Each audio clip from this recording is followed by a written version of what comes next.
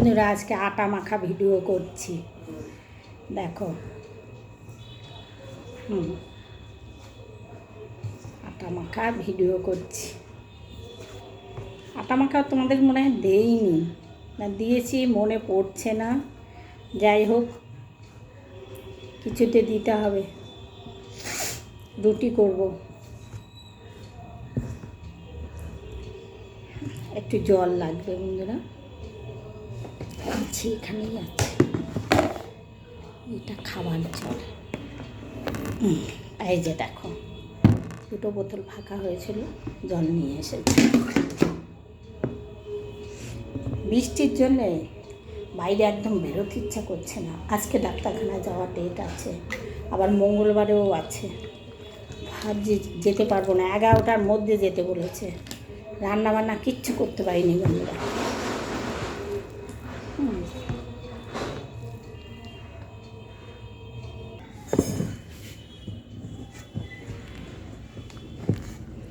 আটা মাখতে গেলে বন্ধুরা আমার আঙ্গুল ঠাঙ্গুল সব ব্যথা।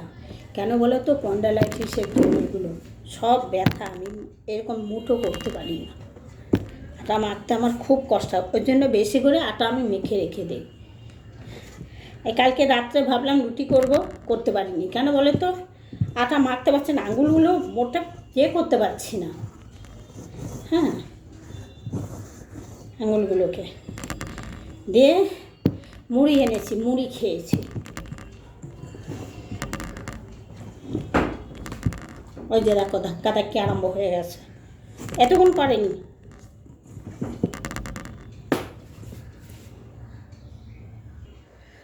আটা মাখতে কি পুরো ঘেমে গেছি। কেন বলে তো? পাখা চালাবো না, পাখা চালালে আটা শক্ত হয়ে যাবে, তারপরে কোথায় কুকুরের লোমচুম আছে পড়ে যাবে। ওই জন্য আমি খাবার সময় পাখা আমি চালাই না।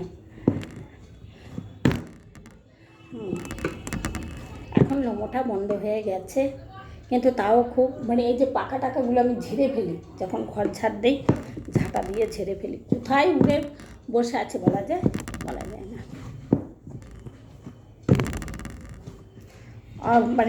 না দেখাতে অনেক কিছু হয়ে যায়, আর দেখলেই অনেক কিছু। ঠিক কিনা বলে বন্ধুরা? এই দেখো, আটা মাখা হয়ে গেছে। এবারে আমি একটু রুটিটা মোটা করি, কারণ পাতলা রুটি, মোটা বলতে অত মোটা নয়। আর পাতলা রুটি করলে কি হয় বলো তো বন্ধুরা? একটু সময় থাকলে না চামড়া চামড়া হয়ে যায়। আর এই রুটিটা আমি কালকে সকালেও খেতে পারবে যদি থাকে, ছেঁকে একদম নরম হয়ে যাবে। আমার বেশি পাতলা পাতলা রুটি আমার ভালো লাগে না। ওই সব এক একজনা বানায় পাতলা পাতলা রুটি। আমার এক ধর্ম ননদ ছিল, সে ওর বাবাকে ভাই ডেকেছিল, আমি কাউকে কিছু ডাকি না। দিয়ে তার বাড়িতে জোর তারা 3 জনা, জোর হলে 1-150 আটা মাখা হতো। আমি আন্দাজি বলছি, এইটুকু আটা মাখতো, তা দিয়ে কটা রুটি করতো জানো বন্ধুরা? দেখলে তোমার মাথা খারাপ হয়ে যাবে। ওরা নিজেরা স্বামী স্ত্রী ঘরে খেত, আবার ছেলেকে টিফিন দিয়ে দিত ওইটুকু আটা মেখে। আর সে রুটি কি একদম চামড়া। আমি একার সময় যেতাম, আমি বললাম, বৌদি এটা কী করছেন? বলছে রুটি হবে, আটাটা বোধহয় বেশি মাখা। আমি যে কটা রুটি? বলছে অনেক কটা হবে, এরকম বলতো। অনেক কটা হবে। কালকে প্রভাত নিয়ে অফিস নিয়ে যাবে, ও টিফিন নিয়ে যাবে, ওকে 4টে দিতে হবে, আমরা 2টো খাবো, 2টো করে। জোরে বাবা! আর আমার ঘরে যখন আসতো আমি রুটি করতাম, ভিডিওটা নিশ্চয়ই দেখবে, হয়তো নাও দেখতে পারে। হ্যাঁ, আমার ঘরে যখন আসতো আমি এরকম রুটি করতাম, আর বলতো, উষা তোমার রুটিগুলো একটা রুটি খেলে মনে থাকে যে রুটি খেয়েছি। কি সুন্দর নরম, আর মোটা মোটা নরম, খেতে কত ভালো লাগে। আমি যে পাতলা হলেই কি রুটি খেতে ভালো লাগে?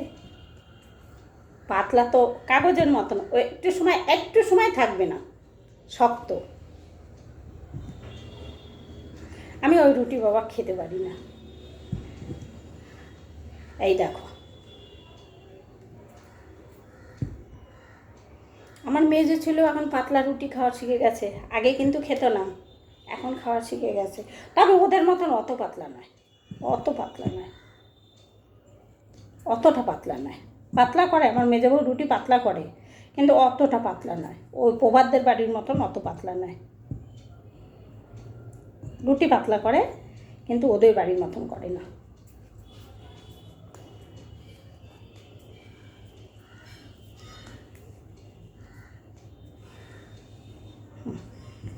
এই যে এই যে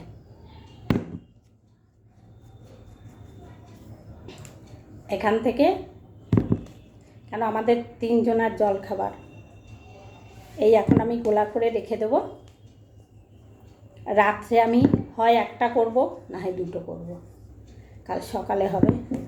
আটাও নেই, আটাও শেষ হয়ে গেল, আটা আনতে হবে। আগে আমাদের প্রচুর রুটি খাওয়া হতো বন্ধুরা, ছেলে এখন থাকে না ঘরে, যে কারণে আমি রুটি করার টাইমও পাই না, সত্যি কথা বলতে টাইমও পাই না। আর আটা আমি এরকমভাবে মেখে রাখি, ওই আমি যদি টাইম পাই একটা রুটি আমি করে, সে কখন 1টা-1.5টার সময়, তখন তখন আমাকে চা খেতে হবে, তখন আমাকে চা দিতে হবে বন্ধুরা। 1টাই বাজুক আর 1.5টাই বাজুক, তখন আমার এত খিদে পেয়ে যায়, তখন আমাকে চা একটু দিতেই হবে, চা না দিলে আমার হবে না। ঠিক আছে বন্ধুরা, আটা মাখা হয়ে গেল, রাখছি, ঠিক আছে।